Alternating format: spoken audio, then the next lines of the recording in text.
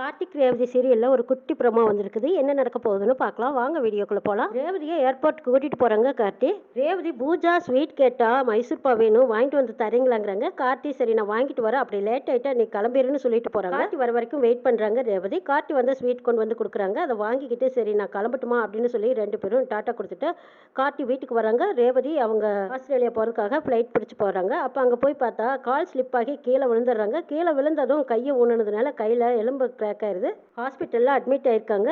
ஏமா உங்கள் கூட வந்தவங்க யாருன்னு கேட்குறாங்க. கார்த்தியோட ஃபோன் நம்பரை கொடுக்குறாங்க ரேவதி.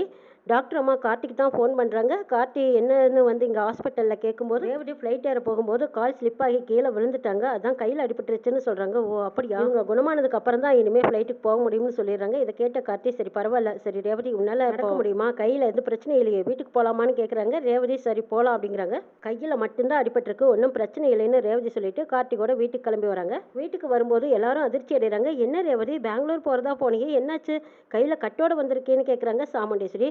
அம்மா கால் தடுமாறி கீழே விழுந்துட்டேன், கை எலும்பு கிராக் ஆயிடுச்சுங்கிறாங்க. ஐயோ அப்படி பார்த்து பத்திரமா போகக்கூடாதா அப்படின்னு சொல்லிட்டு சரிம்மா ரெஸ்டட் அப்படின்னு சொல்லுவோம். ரேவதியை மெல்ல மெல்ல பிடிச்சு கூட்டிகிட்டு வராங்க. ரூமுக்கு வந்ததும் ரேவதி சொல்கிறாங்க நான் நினச்சது எதுவுமே நடக்கலைங்கிறாங்க. பரவாயில்ல விடு ரேவதி, இந்த தடவை போக முடியாட்டி அடுத்த தடவை போய்க்கலாங்கிறாங்க கார்த்தி. ரேவதியும் சமாதானமாகிற மாதிரி இருக்காங்க. அப்போ கார்த்தி தான் ரேவதிக்காக எல்லா பணிவிடைகளும் செய்கிறாங்க. சாப்பாடு ஊட்டி விடுறாங்க. ரெஸ்டட் ரேவதின்னு சொல்லி அவங்கள படுக்க சொல்லி பெட்ஷீட் எல்லாம் எடுத்து போட்டி விடுறாங்க. ஏதாவது உதவி தேவைன்னா என்ன கூப்பிடுங்கிறாங்க. சரிங்கிறாங்க ரேவதி. கார்த்தி ரேவதி மேல ரொம்ப அக்கறையா பார்த்து பார்த்து கவனிச்சுக்கிறத பார்த்த ரேவதி எவ்வளவு நல்லவரா இருக்காரு, இவரை போய் சொத்து காசப்பட்டு என்ன கல்யாணம் பண்ணிக்கிட்டேன்னு நான் கேட்டுட்டேனே, நல்ல மனசோட இருக்கிற இந்த கார்த்தியை நான் மனசார காயப்படுத்திட்டேனேன்னு வருத்தப்படுறாங்க ரேவதி. திரும்ப திரும்ப கார்த்தி கிட்ட சாரி சொல்றாங்க. எதுக்கு ரேவதி சாரி சொல்ற, ஒரே ரூம்ல ஒரே குடும்பத்துல நீயும் நானும் இருக்கிறோம், ஒவ்வொரு தடவையும் எதுக்காக சாரி கேட்கிற, இதெல்லாம் ஒருத்தருக்கு ஒருத்தர் செய்யற ஹெல்ப் தான், இதுக்கெல்லாம் நீ சாரி சொல்ல வேண்டியதில்லை, தேங்க்ஸ் சொல்ல வேண்டியதில்லைன்னு சொல்லி கார்த்தி பெருந்தன்மையா பேசுறாங்க. இதை பார்த்த ரேவதி ஆச்சரியமாவும் அதிர்ச்சியாவும் பாக்குறாங்க. ரேவதி மாத்திரை சாப்பிட்டு படுத்ததுனால நல்லா அசந்து தூங்கிடுறாங்க. எழுந்திரிச்சதுக்கு அப்புறமா என்ன வேணும் ரேவதி, காபி டீ ஏதாவது குடிக்கிறியான்னு கேட்குறாங்க. தண்ணி வேணும்னு கேட்குறாங்க ரேவதி. கார்த்தி தான் போய் தண்ணி எடுத்துட்டு வந்து கையில் குடிக்க முடியாதனால தானே அதை ஊட்டி விடுறாங்க. மெல்ல மெல்ல எழுந்திரிச்சு முகமெல்லாம் கழுவிட்டு வர்றாங்க. அப்போ தலை சீவி விடுறாங்க கார்த்தி. அந்த பக்கம் மயில் வாகனம் வர்றாங்க. வந்ததும் கார்த்தியை பார்க்குறாங்க. என்ன பண்ணிட்டு இருக்க அந்த கார்த்தி அப்படின்னு எட்டி பார்க்கும்போது கார்த்தி ரேவதிக்கு தலை சீவி விடுறதை பார்த்து ஆச்சரியத்தில் சந்தோஷமா நிற்கிறாங்க மயில் வாகனம். மயில் வாகனம் ரேவதி ரூமுக்கு முன்னாடி நின்று பார்த்து சிரிச்சிட்டு இருக்கிறத பார்த்த ரோஹிணி வந்து கேட்குறாங்க. எங்க என்னாச்சு உங்களுக்கு, எதுக்கு இங்கே நின்று பார்த்து சிரிச்சிட்டு இருக்கிறீங்க, அங்கே என்ன தெரியுது அப்படி, நான் அப்போ இருந்து பார்த்துட்டே இருக்கேன், ரேவதி ரூமுக்கு முன்னாடியே நிற்கிறீங்களே என்னாச்சுன்னு கேட்குறாங்க. இங்கே வந்து பாரு, அந்த பாத்தியா கண்கொள்ளா காட்சியை பாரு, நீ உடம்பு சரியில்லாத போது கூட நான் கூட இந்த அளவுக்கு கவனிச்சுக்கல, ஆனால் கார்த்தியை பாரு ரேவதிக்காக என்னெல்லாம் பண்ணிட்டு இருக்கான்னு சொல்கிறாங்க மயில் வாகனம். ரோஹிணி பார்த்துட்டு அடடா ராஜாவுக்கு ரேவதி மேலே எவ்வளவு பாசம் பார்த்தீங்களா, இந்த மாதிரி எல்லாம் யாரும் செஞ்சு நான் பார்த்ததே இல்லை, ரேவதி மேலே இந்த ராஜா எவ்வளவு அன்பும் பாசம் காட்டுறாரு பாருங்க, பாவம் ரேவதி மேலே முடியலன்னு எவ்வளவு ஹெல்ப்பாக இருக்காரு, இவரை போய் நம்ம தப்பு தப்பா பேசிட்டோம்ல அப்படின்னு சொல்றாங்க ரோஹிணி. நாமன்னு சொல்லாத, நீ உங்க சித்தி தங்கச்சிங்க எல்லாருமா சேர்ந்து ராஜாவை என்னமா பேசுனீங்க, இன்னைக்கு ராஜாவை பாத்தியா ரேவதி மேல எவ்வளவு அன்பும் பாசம் காட்டுறன்னு, இந்த பாசத்துக்கும் அன்புக்கும் ஈடு என எதுவுமே இல்லை ரோஹிணி, புரிஞ்சுக்கோங்கிறாங்க மயில் வாகனம். கார்த்தி அன்பா பாசமா ரேவதியை கவனிச்சிட்டு இருக்கும்போது ரேவதி மனசுல கார்த்திக்கு தனி இடம், ரொம்ப மரியாதையாவும் பெருமையா சந்தோஷமா நினைச்சிட்டு இருக்காங்க ரேவதி. பாத்தியா ரோஹிணி, ரெண்டு பேரும் வேண்டா வெறுப்பா கல்யாணம் பண்ணிக்கிட்டாங்க, ஆனா இப்போ ஒருத்தருக்கு ஒருத்தர் எவ்வளவு ஆதரவா இருக்காங்க பாரு, அதே மாதிரி வாழ்க்கையிலயும் ரெண்டு பேரும் புருஷன் பொண்டாட்டியா ஒன்று சேர்ந்து அவங்களுக்குன்னு ஒரு குழந்தை குடும்பம் நைட்டா எவ்வளவு சந்தோஷமா இருக்குமல்லங்கிறாங்க மயில் வாகனம். ஆமாங்க நீங்க சொல்றதும் சரிதான், ரேவதிக்கு ராஜாவை பிடிக்கவே இல்லைன்னு இது வரைக்கும் சொல்லிட்டே இருந்தா, ஆனா இன்னைக்கு பாருங்களேன் ராஜா ரேவதி மேல எவ்வளவு அன்பும் பாசமாவும் இருக்காரு, ரேவதி இனிமே ராஜாவை புரிஞ்சுக்குவா, இனிமே ரெண்டு பேரும் ஒன்று சேர்ந்து வாழ்றதுக்கு தான் அதிக வாய்ப்பு இருக்கு, கண்டிப்பா ஒருத்தருக்கு ஒருத்தர் புரிஞ்சுக்கிட்டு சந்தோஷமா வாழத்தான் போறாங்க பாருங்கிறாங்க ரோஹிணி. ஆமா ரோஹிணி, நானும் அதை தான் எதிர்பார்க்கிறேன், வாழ்க்கையில இதே மாதிரி ரெண்டு பேரும் சந்தோஷமா எப்பவும் ஒற்றுமையா இருக்கணும்னு நான் கடவுள்கிட்ட வேண்டிக்கிறேங்கிறாங்க மயில் வாகனம். கார்த்தி கிச்சனுக்கு வர்றாங்க. அப்ப சாமுண்டீஸ்வரி என்ன மாப்பிள்ள என்ன வேணும்னு கேட்குறாங்க. இல்லை ரேவதி பசிக்குதுன்னு சொன்னா, அதான் சாப்பிட்றதுக்கு ஏதாவது இருக்குமான்னு பார்க்கலான்னு வந்தேங்கிறாங்க. அப்படியா, டேபிளுக்கு வர சொல்லுங்களேன், நம்ம எல்லாருமே ஒன்றா உட்காந்து சாப்பிட்லான்னு சாமுண்டீஸ்வரி சொல்லவும் சரிங்க அப்படின்னு சொல்லிட்டு கார்த்தி ரேவதியை டேபிள் கூட்டிட்டு வராங்க. சாப்பிட்றதுக்காக எல்லாம் எடுத்து வைக்கிறாங்க. அப்போ ஸ்பூனில் தான் எடுத்து சாப்பிட்றாங்க ரேவதி. அது கூட தட்டு தடுமாறி சாப்பிட முடியாமல் தவிர்க்கிறாங்க. ஒரு நிமிஷம் இரு அப்படின்னு சொல்லி கார்த்தியை வந்து ரேவதிக்காக ஊட்டி விடுறாங்க. ராஜராஜன் சாமுண்டீஸ்வரி இவங்க எல்லாரும் பார்த்துட்டு சந்தோஷப்படுறாங்க. ரேவதி மேலே மாப்பிள்ளைக்கு எவ்வளவு அக்கறை அப்படின்னு பார்த்து பூரிப்போட இருக்காங்க ராஜராஜன். சந்திரா சரியான எரிச்சலோட உட்காந்துருக்காங்க. சே, இந்த டிரைவர் எல்லார் மனசுலையும் இடம் பிடிச்சதும் இல்லாமல் இப்போ ரேவதிக்கு ஊட்டி விட்டு இப்போ எல்லார் மனசுலையும் கவர் பண்ணிட்டு இருக்காங்க. ஊட்டி விடுறேன்னு யார் அழுதப்போ அந்த கையில் இல்லாட்டி இந்த கையில் எடுத்து சாப்பிடக்கூடாதா என்ன, இவன் போய் ஊட்டி விட்டு எல்லாத்தோட அனுதாபத்தையும் அக்கறையும் வாங்குறான் பாருன்னு நினச்சிட்டு இருக்காங்க சந்திரா. நம்ம எதிர்பார்த்ததை விடவே ரேவதியை கார்த்தி ரொம்ப நல்லா கவனிச்சுக்கிறாருன்னு நினைக்கிறாங்க சாமுண்டீஸ்வரி. இதெல்லாம் நம்ம பார்த்து தொலைக்க வேண்டியதாக இருக்குதுன்னு சந்திரா அப்படி முகத்தை தெளிப்பிக்கிறாங்க. சாமுண்டீஸ்வரி பார்த்துட்டு மாப்பிள்ளை விடுங்க, இருங்க நான் ஊட்டி விடுறேங்கிறாங்க. பரவாயில்ல அத்தை, நீங்க சாப்பிடுங்க, ரேவதிக்கு நானே ஊட்டி விடுறேங்கிறாங்க கார்த்தி. இதை பார்த்து ராஜராஜன் சந்தோஷப்படுறாங்க. மயில் வாகனம் ராஜன் கிட்ட சொல்றாங்க, இதை பாருங்க மாமா, 2 பேத்துக்குமே பிடிக்கலன்னு சொன்னாங்க. ஆனா இப்ப நாளுக்கு நாள் அவங்களுக்குள்ள ஒருத்தருக்கு ஒருத்தர் அந்யோன்யமா எப்படி பழகுறாங்க பாருங்க. ரேவதி இவ்வளவு நாளா சகலைய தப்பா தான் புரிஞ்சுட்டு இருந்தா. ஆனா இப்ப பாத்தீங்களா, ரேவதி ராஜாவுக்காக என்ன வேணாலும் செய்ய தயாரா இருக்கா. ஆனா நல்ல மனசை புரிஞ்சுக்கிறதுக்கு கொஞ்சம் நாள் ஆயிருக்கு. இனிமே அவங்க 2 பேர்த்த பத்தியும் பயப்பட வேண்டியதில்லை. அவங்க 2 பேரும் ஒருத்தருக்கு ஒருத்தர் புரிஞ்சுட்டாங்க. இனிமே அவங்களோட வாழ்க்கையில எப்பவும் சந்தோஷம் தானுங்கிறாங்க மயில் வாகனம். ஆமா மாப்பிள்ள, இதைத்தானே நானும் எதிர்பார்த்துட்டு இருந்தேங்கிறாங்க ராஜராஜன். சந்திரா சாப்பிட்டு முடிச்சதும் வெளியில வந்து இது எல்லாம் அந்த கூத்தை பார்க்க வேண்டிய தலையெழுத்துன்ட்டு சிவனாண்டிக்கு ஃபோன் பண்றாங்க. சிவனாண்டி, என்ன சந்திரா, நாம எதிர்பார்த்த மாதிரி ரேவதி வெளியூர் போயிட்டாளான்னு கேட்குறாங்க. ஐயோ, அந்த கூத்தையும் கதையும் ஏன் கேட்குறீங்க? அவள் மட்டும் வெளியூர் போயிருந்தானா முதல் ஆளாக சந்தோஷப்பட வேண்டிய ஆளே நான் தான். அவள் திரும்பவும் இங்கேயே வந்து உட்காந்துட்டாளுங்கிறாங்க. என்ன சந்திரா சொல்கிற? அவள் வெளிநாடு போகிறதா தானே நீ என்கிட்ட சொல்லிட்டு இருந்த, கிளம்பலையே இன்னும் அப்படின்னு சிவனாண்டி கேட்கவும், ஏர்போர்ட் வரைக்கும் போயிருக்கா, ஃப்ளைட்டில் ஏற போகும்போது கீழே விழுந்துட்டாலாம், கையை அடிபட்டு இங்கே திரும்பவும் வீட்டுக்கு வந்திருக்காளுங்க. வந்தது மட்டும் இல்லை, அவளை அந்த ராஜா பையன் டிரைவர் பையன் விழுந்து விழுந்து கவனிக்கிறத பார்க்கும்போது எனக்கு ஒரே எரிச்சலாக இருக்குது தெரியுமா.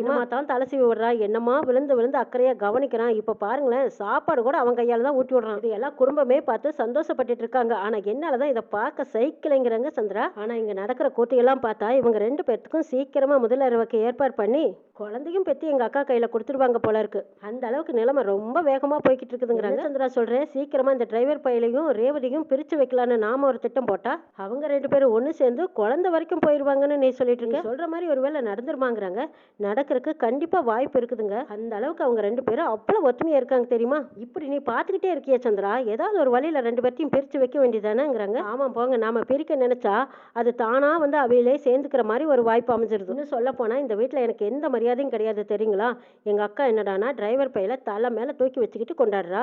சரி, ரேவதியாவது என் பேச்சை கேட்பான்னு ரேவதி கிட்ட போய் சொன்னா அவ என்ன சொல்றா, இனிமே என் புருஷனை பத்தி தப்பா சொல்லாதீங்கன்னால சொல்றா. இதை கேட்டதும் அப்படியே நெஞ்சு வெடிக்கிற மாதிரி ஆயிடுச்சு தெரியுங்களா. இந்த அளவுக்கு மாறிடுவான்னு நான் நினைச்சு கூட பார்க்கலீங்க. விட்டா என்னைய தான் வெளியில துரத்திடுவாங்க போல இருக்கு. இதுக்கு மேல பேச முடியாம நானே திக்கி திணறி பெருமூச்சு விட்டுட்டு இருக்கிறேங்கிறாங்க சந்திரா. இந்த டிரைவர் பையன் வராதுக்கு முன்னாடி எல்லாம் எங்க அக்கா எதுவா இருந்தாலும் என்கிட்ட சொல்லாம எதுவும் செய்ய மாட்டா. அப்படிப்பட்ட எங்க அக்காவே மாறிட்டானா பாத்துக்கோங்களேன். நான் எது பேச நினைச்சாலும் வாய மூடுன்னு சொல்றா. என் பேச்சுக்கெல்லாம் இந்த வீட்டுல ஒரு துளி மரியாதை இல்லை தெரியுங்களா. சந்திரா, கொஞ்சம் பொறுமையா இரு, நீ நிதானத்தை இழக்காதீங்கிறாங்க. நான் எப்படிங்க நிதானத்தை இழக்காம இருக்க முடியும்?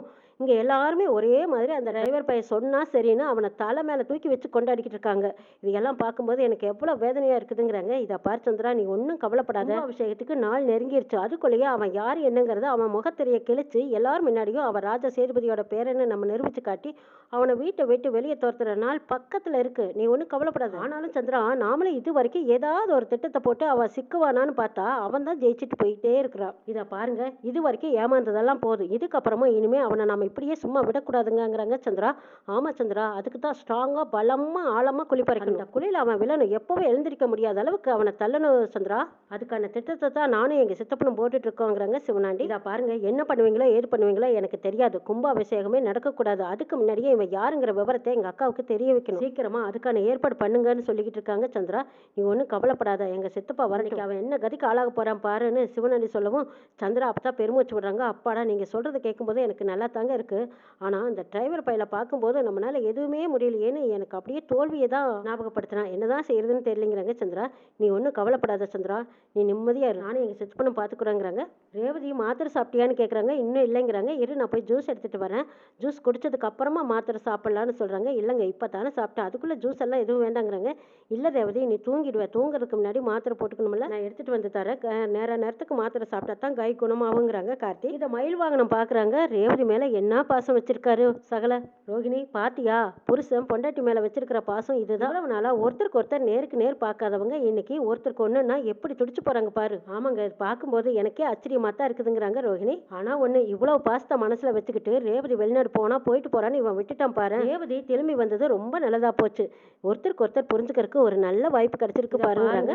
இவங்க 2 பேரும் என்ன நினைச்சிருந்தாலும் சரி, கூடிய சீக்கிரம் இவங்க 2 பேத்துக்கும் சாந்தி முகூர்த்தத்துக்கு ஏற்பாடு பண்ணணும். முதல்ல கை குணமாக ஒருத்தருக்கு ஒருத்தர் நல்லா புரிஞ்சுக்கிட்டு வாழ்க்கையை சந்தோஷமா தொடங்கட்டுங்கிறாங்க ரோகிணி. ஆமா ரோகிணி, அவங்கள புரிஞ்சுக்கிட்டு நாம தான் அதுக்கான வாய்ப்பை ஏற்படுத்தி கொடுக்கணுங்கிறாங்க மயில் வாகனம். ரேவதிக்கு கார்த்தி ஜூஸ் கொடுத்துட்டு அடுத்தது மாத்திரை எடுத்து கொடுக்குறாங்க. எனக்கு மாத்திரை வேண்டவே வேண்டான்னு சொல்றாங்க ரேவதி. இதை பார் ரேவதி, மாத்திரை சாப்பிட்டீங்கன்னா தான் சீக்கிரமா கை குணமாகும், இல்லைன்னா இப்படியே கை வலியோடவே இருக்க வேண்டியதுதான், சாப்பிட அப்படின்னு வற்புறுத்தி எப்படியோ மாத்திரையை கொடுக்குறாங்க. ரேவதியும் மறுக்க முடியாம அந்த மாத்திரையை வாங்கி சாப்பிட்றாங்க. கார்த்தியோட வற்புறுத்தலுக்காக ரேவதி மாத்திரையை வாங்கி சாப்பிட்றாங்க. சாப்பிட்டு முடிச்சதுக்கு அப்புறமா கார்த்தியவே பார்க்குறாங்க. எப்படி பார்த்து பார்த்து கவனிச்சுக்கிறாரு. இந்த அளவுக்கு நம்மளை நல்லா கவனிச்சுக்கிற இவரை போய் தப்பா பேசிட்டோம். என்னோட சொத்துக்காக ஆசைப்பட்டு தானே என்ன கல்யாணம் பண்ணிக்கிட்டீங்கன்னு எப்படியெல்லாம் நான் கேட்டுட்டேன். சே, இதெல்லாம் நினைச்சு பார்த்தா ரொம்ப கஷ்டமா இருக்கு. எவ்வளவு கீழ்த்தரமான பேச்சு பேசியிருக்கேன். ஒரு நல்ல மனுஷனோட மனசை காயப்படுத்திட்டோமேனு வருத்தப்படுறாங்க ரேவதி. இனிமே எதுக்காகவும் எந்த சூழ்நிலையிலையும் நம்ம இவரை விட்டு பிரியவே கூடாது, எப்பவும் இவர் கூட தான் வாழணும்னு ஆசைப்படுறாங்க ரேவதி. கார்த்தி ரேவதியும் பார்த்துட்டு போன சந்திரா சரியான ஒரு கோபத்திலையும் டென்ஷன்லையும் உட்காந்துருக்காங்க. அப்ப சாமுண்டீஸ்வரி வந்து, என்ன சந்திரா ஏதோ யோசனையில் இருக்கேன்னு கேட்குறாங்க. அதெல்லாம் ஒன்றும் இல்லைக்கா, நான் எது சொன்னாலும் நீ ஏற்றுக்க போறதில்ல, கேட்க போறதும் இல்லை. இந்த டிரைவர் பையன் என்னமா நடிக்கிறான் பார்த்தியா, எல்லார் மனசுலையும் இடம் பிடிக்கணுங்கிறக்காக ரேவதியை தாங்குன்னு தாங்கிட்டு இருக்காங்கிறாங்க. ஏ சந்திரா, மறுபடியும் நீ என்ன பேசிட்டு இருக்க? அவங்க பொண்டாட்டியா அவங்க கவனிக்கிறாங்க. நம்ம பொண்ணை மாப்பிள்ளை நல்லா வச்சிருக்காருன்னு சந்தோஷப்படாம என்ன நீ இப்படி வாய்க்கு வந்தபடி பேசிட்டு இருக்கேன்னு சாமுண்டீஸ்வரி சந்திராவை நல்லா வெளுத்து வாங்குறாங்க.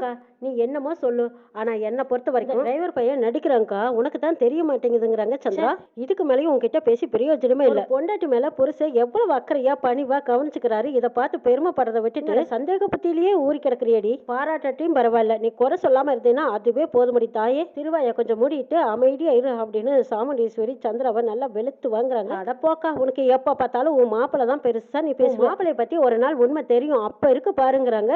என்னடி உண்மையை கண்டுபிடிக்க போற? இவ்வளவு நாளா நம்ம மாப்பிள்ளை நம்ம வீட்டிலோட தானே இருக்காரு, இது வரைக்கும் தெரியாத உண்மையை நீ என்ன பெருசா கண்டுபிடிக்க போற?